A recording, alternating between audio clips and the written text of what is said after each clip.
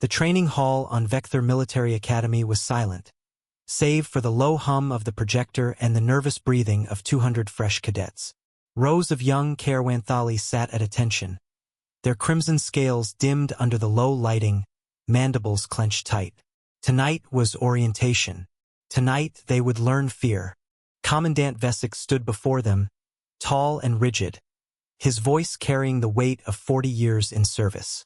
"Before you take the oath," he said, "you will watch something. A record. A warning. Pay attention. Because what you see tonight may save your life someday." The screen flickered to life. Grainy footage. A distant outpost on the fringes of contested space. Kryn'thali soldiers, brothers, sisters, comrades, advancing through smoke and rubble. And then chaos. Weapons fire. Screams. Bodies falling in ways that made young stomachs turn. This was the Battle of Ashfall Ridge. Cautionary tale. A lesson in humility. "This," Vesic said grimly, "is what happens when you underestimate an enemy." The cadets watched in horror as their own forces were pushed back, outmaneuvered, outgunned. Not by superior weapons, but by something harder to name. Adaptability, ferocity, an almost frightening refusal to stop. "The species responsible," Vesic continued, "is not the strongest in the galaxy, not the fastest, not even, by most measures, the most advanced." He paused, letting the silence stretch. "They are called humans." A murmur rippled through the hall. Most cadets had heard the name only in passing. A minor species newly encountered, tucked away on some backwater world called Earth. Not a major power, not a threat, or so they'd been told. The footage continued. Human soldiers, small and soft-looking compared to the armored Kryn'thali, darted between cover with a speed that seemed almost reckless. No claws, no natural armor, no venom, no echolocation, none of the biological gifts every species in the room had been born with. And yet they kept coming. Cadet Threll, seated near the back, leaned toward his companion. "They look fragile," he whispered. "They're not," came the reply. "Watch." On screen, a human soldier took a plasma burn to the shoulder. He should have fallen. By every biological metric the Kryn'thali understood, the wound was catastrophic. Instead, he gritted his teeth, pressed a hand to the injury, and kept moving, dragging a wounded comrade behind him under continuous fire. The room fell silent. "Explain that," Vesic said, more to himself than the cadets. "We've run the analysis 100 times. Pain receptors identical to their vertebrate cousins. No enhanced healing. No adrenal override implants." He simply refused to stop. The footage shifted.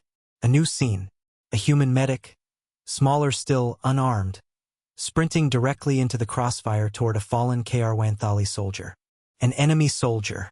Someone who, moments before, had been trying to kill her comrades. "Why is she doing that?" a cadet blurted out, unable to help herself. Vesic didn't answer immediately. He let the footage play. The human medic dropped to her knees beside the wounded alien, hands moving with practiced urgency, sealing wounds that weren't even the same biology as her own. A voice from off-camera. Another human, shouting, "Sarah? He's not one of ours." The medic didn't look up. "Doesn't matter. He's still someone." The cadets stared at the screen. Threll felt something twist in his chest. Not fear. Not quite. Something closer to confusion. "She saved an enemy combatant," Vesic said slowly. "Under fire. At risk to her own life. We assumed at first this was strategic, a hostage perhaps for intelligence. It wasn't. 3 more incidents were recorded that day. Same pattern." He tapped the console. The footage froze on the medic's face. Calm, focused, utterly unremarkable in appearance. Nothing about her suggested extraordinary strength or capability. Species Command initially classified this behavior as a tactical flaw, Vesic admitted. Sentimentality, weakness to be exploited. He paused. They were wrong. The final segment began. "This one," Vesic explained quietly, had not originally been part of the training reel. It had been added after long debate among the Academy's command staff. The footage showed the aftermath of the battle. Smoke still rising.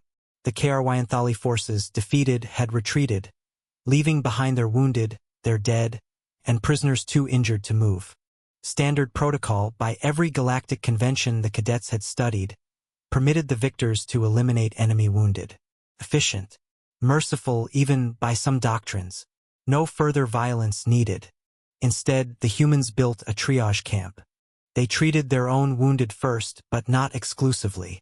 Kryn'thali soldiers, expecting death, found themselves instead lying beside human medics who worked through the night, exhaustion evident in every movement, hands steady despite it.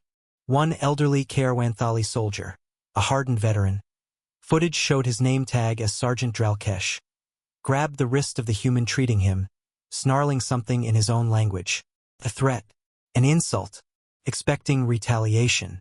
The human, young, tired, blood-streaked, simply looked at him. "You're hurt," she said. Her voice translated with careful precision on the recording. "That's enough reason for me." She continued treating his wounds. Dralkesh released her wrist, said nothing more. The training hall was utterly silent now. No murmuring, no shifting in seats.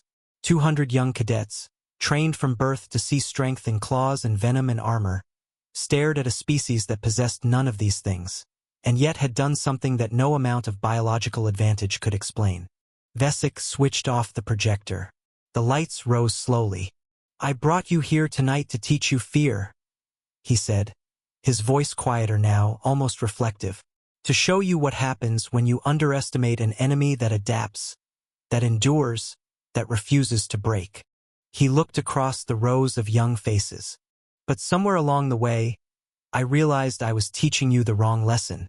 He gestured to the darkened screen. "Their strength was never really in their weapons or their tactics. It was there," he tapped his own chest, just above where a Kryn'thali heart would beat, "in something we don't have a word for. Not in our language, at least." Cadet Threll finally found his voice. "What do they call it, Commandant?" Vesic allowed himself the faintest, weary smile. "They call it compassion. And apparently," he added, "they consider it a weapon worth carrying into every battle they fight." The hall remained silent for a long moment. Then, slowly, cadets began to sit up a little straighter. Not out of fear now, but something else. Something that felt strangely like respect. And for the first time, the galaxy understood what it truly meant to be human.